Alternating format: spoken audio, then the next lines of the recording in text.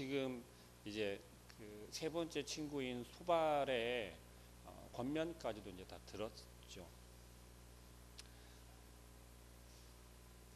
이 욥의 친구들, 이 세 명의 친구들의 이야기를 계속 듣고 있던 욥의 마음 가운데는 사실 지금 이제 어떤 지경까지 가게 되었냐면, 하나님께서 자기에게 욥에게 내리시는 이 고난과 역경, 고통보다 훨씬 더 무게를 가지고 욥을 두르고 있는 것이 이 욥의 세 친구의 권면이었어요. 처음에는 그럴 수 있지라고 여겼었던 그 친구들의 권면이 소발의 이야기까지 오면서 이제는 그것은 욥을 위로하는 것이 아니라 욥을 오히려 정죄하고 있었고, 욥에게 있어서의 잘못을 찾으라고 이야기하는 거였어요. 그런데 그 기준이 철저하게 어떤 기준입니까? 세상의 도덕적인 기준이었고 전통이었고, 그동안 전통적으로 내려오며 가르침을 받았던 것의 교훈을 통해서 너의 범죄함을 찾으라는 거였어요. 이게 다시 말하면 하나님 앞에서의 범죄한 것, 그것이 결국 세상 가운데 우리의 삶을 살아가면서 너가 도덕적으로 잘못한 것이 분명히 있을 것이고, 설령 너의 잘못이 없다 하더라도 너의 자녀나 너의 가족이나 너의 식솔들 중에 범죄함을 인해서 너가 고난을 당하는 것이다라고 이야기를 하는 것이었어요. 그리고 또 빌닷과 소발의 이야기는 무엇입니까? 욥, 너가 잘못한 것이 분명하다라는 거예요. 계속해서 그 이야기를 듣고 있었던 욥은 이제 드디어 이야기를 하는데, 그들의 권면에 대한 반박이나 그들의 권면에 대한 어떤 나의 변론을 하는 것이 아니라 이제는 어떤 상태로 돌이켜지게 되냐면 이런 것이에요. 13절 4절 말씀에 보면 이렇게 이야기합니다. 너희는 거짓말을 지어내는 자요 다 쓸모없는 의원이라 라고 이야기를 해요. 여러분, 어제도 말씀을 드렸지만 우리가 하나님의 하시는 그 일 가운데 하나님의 그 의로움이라고 하는 것, 그것을 우리가 다 이해할 수 없다라고 말씀을 드렸어요. 근데 욥은 사실 그것을 고백하고 있었거든요. 전장까지는 하나님께서 전능하시기 때문에 우리가 다 이해할 수 없다.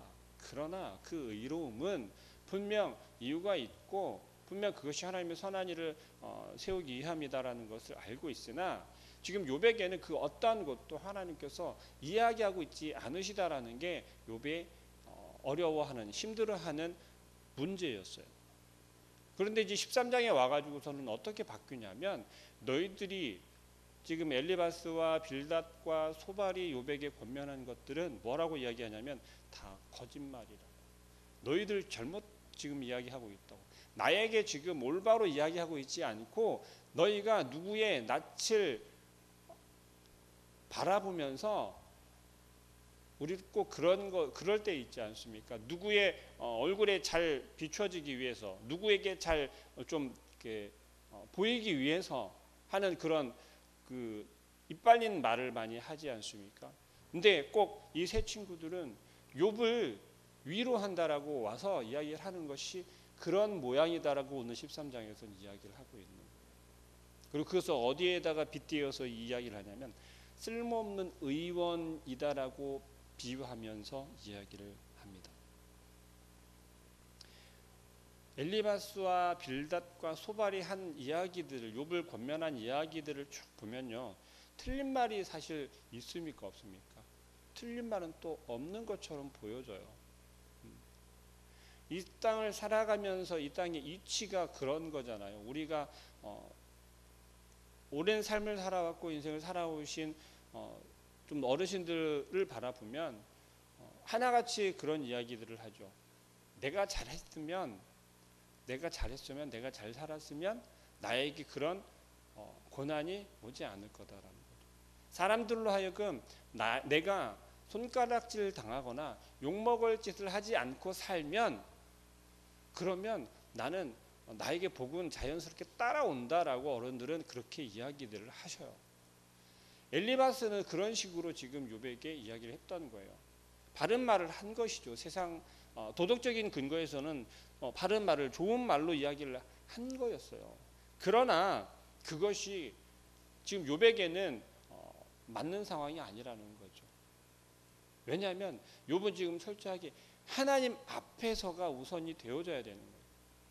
하나님을 믿는 여러분들의 삶 속에서의 고난과 역경은, 어려움은, 문제들은 세상 가운데 여러분들이 살아가고 있기 때문에 세상 가운데서 얻은 것이라고 여겨지겠지만 그것이 아니라 하나님 앞에서 여러분들에게 놓여진 거예요.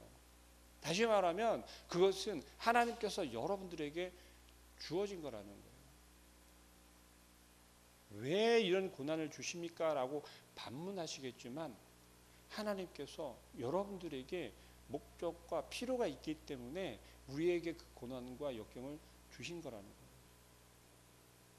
욥은 지금 그 부분에 있어서가 의문인 거예요.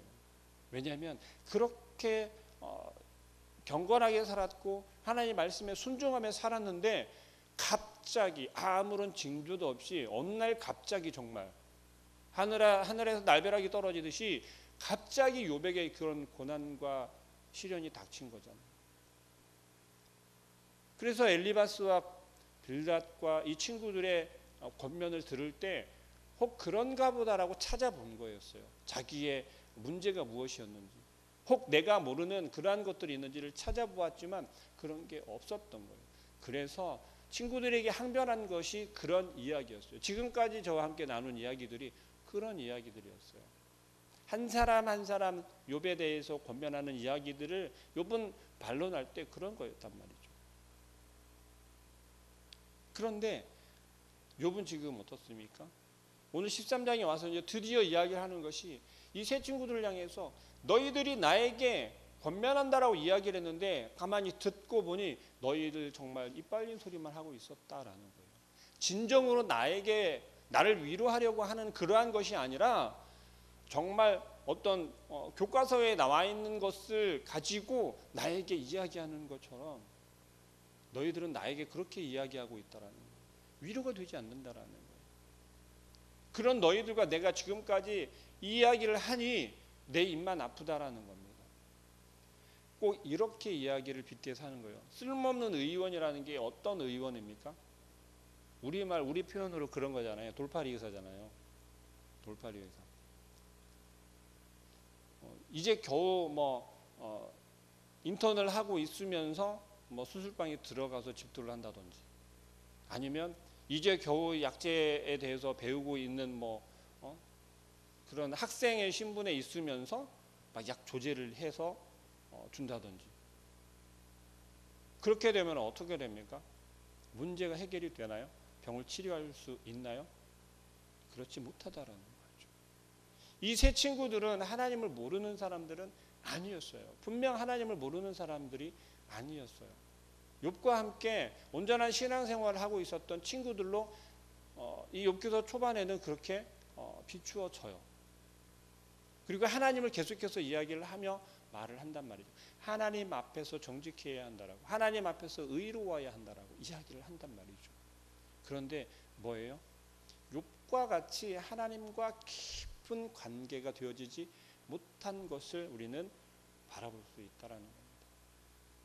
욥의 고난을 통해서 오히려 이 세 친구들의 등장이 우리들에게 시사하는 바가 무엇이냐면 우리의 신앙의 모습을 이렇게 비추어 보라는 겁니다. 계속해서 말씀을 드리는 건 그거였어요. 분명 우리 주변에 혹은 내가 이 욥과 비슷한 욥에 상응하는 그러한 상황 가운데 있는 분들이 있다라는 겁니다.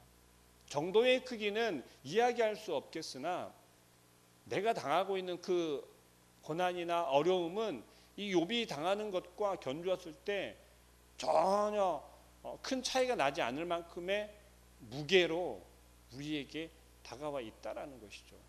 그럴 때 여러분은 어떻게 하나님 앞에 나아가십니까? 욥은 여전히 그 주권을 하나님께 두고 있어요. 물론 하나님 앞에 불평하고 하나님 도대체 왜 나에게 이런 고난을 주십니까? 라면서 하나님 앞에 항변하고 있었지만 그래도 여전히 그 마음 가운데는 무엇이었냐면 불의하지만 하나님께서 허락한 건 분명하다. 내가 인정하고 싶진 않지만 하나님께서 나에게 이런 권한을 주신 게 하나님이다라는 걸 분명하게 인식하고 있다라는 것이죠. 그리고 이제 13장에서는 이 친구들에게는 그렇게 이야기를 한 거죠. 너희들은 나한테 지금 계속 헛소리하고 있었던 거야. 너희들은 나한테 계속 거짓말하고 있었던 거다는 거죠. 근데 그게 욥이 나에게 하고 있지만 그 결국 누구 앞에서요? 하나님 앞에서라는 거예요. 너희들이 하나님을 온전히 믿는 것이 아니었고 겉다리로 믿고 있었다라는 거예요. 겉다리로 하나님을 의지하고 있었다라는 거예요. 그랬기 때문에 나의 고난 가운데 너희들이 권면하고 이야기를 하는 것이 하나님께서 너에게 허락하셨으니 기다려라. 하나님께서 너에게 허락하셨으니 조금만 인내하고 참아보자.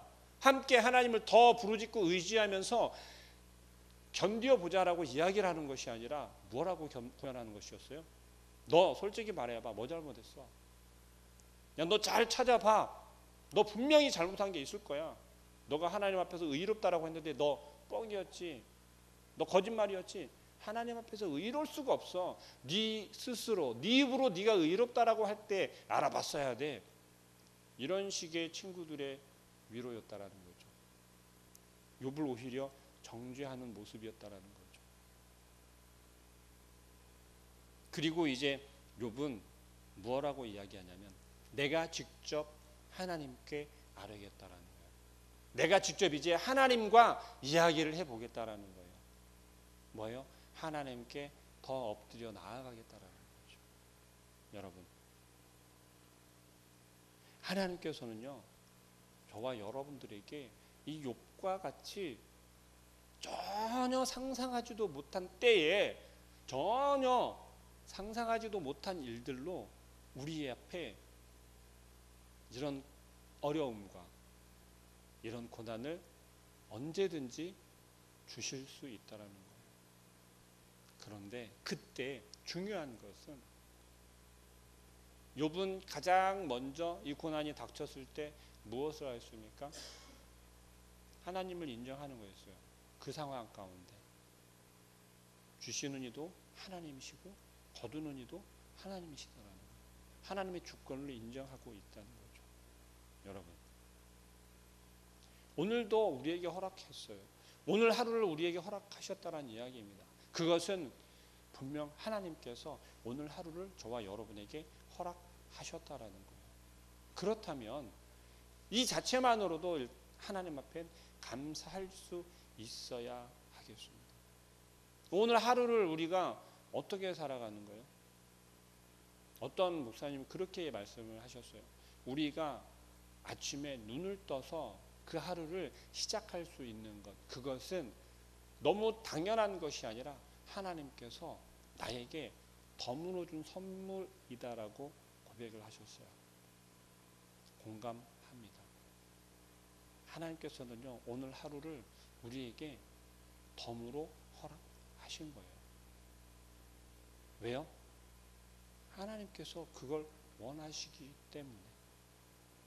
그렇다면 오늘 하루의 이 삶 속에서 얼마나 수많은 일들이, 사건들이 저와 여러분 앞에 놓여 있겠습니까? 우리는 그걸 알 수 없다는 이야기죠.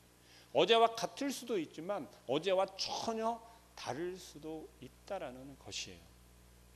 하나님께서 일하시는 것, 하나님께서 하시는 일에 대한 것, 우리가 불의하다라고 여길 수는 있어요. 그러나 여전히 하나님께서는 우리에게 공의로운 하나님이시다라는 겁니다. 그것을 기억하시고 욥은 지금 자기 자신을 이제 하나하나 들추어서 하나님께 고백하기 시작합니다. 18절 말씀에 그렇게 이야기하죠. 보라, 내가 내 사정을 진술하였거니와. 뭐예요? 내 자신을 하나하나 하나님 앞에 다 이제 비추어서 들추어서 이야기하겠다는 거, 다 보여주겠다는 거예요. 그렇게 되면, 그렇게 했으니 뭐예요? 내가 정의롭다함을 얻을 줄 아노라. 어찌 보면 조금 교만한 것처럼 보여질 수도 있어요. 그러나 이 욥의 이 진술은 한순간에 되어진 것이 아니고 지금 몇 달 동안에 이어지는 그 욥 자기 자신에게 나타나고 일어나는 그 일들, 그 순간순간마다 하나님을 찾았고 하나님 앞에 내가 불의한 것이 무엇이었고 의롭지 못한 나의 범죄함이 죄악된 것이 무엇이었는지를 하나하나 되짚어가면서 하나님 앞에 직접 아뢰고 있다라는 것입니다. 만약에 그러함에도 불구하고 그 안에서 내가 불의한 것이, 내가 잘못한 것이 있다면 이제 뭐라고 그러는 거예요? 그럼 내가 잠잠하고 기운이 끊어지리라. 죽어도 좋다라는 거예요. 여러분, 성경은 우리에게 무엇을 이야기합니까? 하나님 앞에서의 우리의 모습을 이야기를 하는 것이에요. 우리가 하나님을, 성경 말씀을 잘 알고 많이 묵상했다라고 할지라도 정말 하나님께서 우리에게 원하시는 것은, 하나님께서 우리에게 요구하시는 것은 우리가 온전히 하나님 앞에 엎드려져야 온전히 알 수 있다라는 것입니다. 그리고 우리가 우리의 삶 가운데 여전히 내가 불의하다라고 여기는 그 순간에 오히려 더 공의로운 하나님을 바라보시길 소망합니다. 하나님을 경외한다라고 하는 것, 그것은 우리의 상황이 어떠하든 간에 우리의 모습 가운데 어떠한 상황과 환경 속에서도 하나님을 의지하고 인정하는 것이 하나님을 경외하는 것인 줄을 우리가 알길 바랍니다.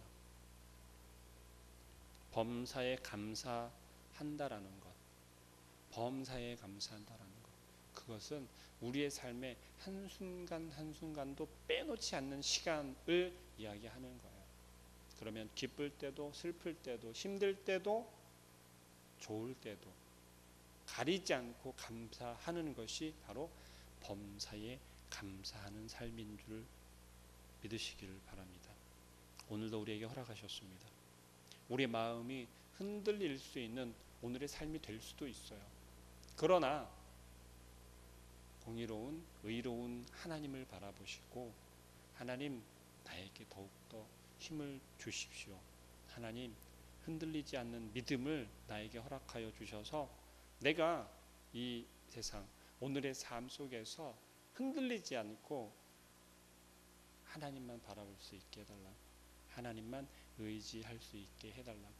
그래서 내가 내 마음 가운데서 무너지려 하고 있고 자꾸만 연약해지려고 하는 나의 믿음이 튼튼하게 담대하게 바로 세워질 수 있게 해달라고 하나님만 부여잡는 오늘 하루의 삶이 되시길 소망합니다.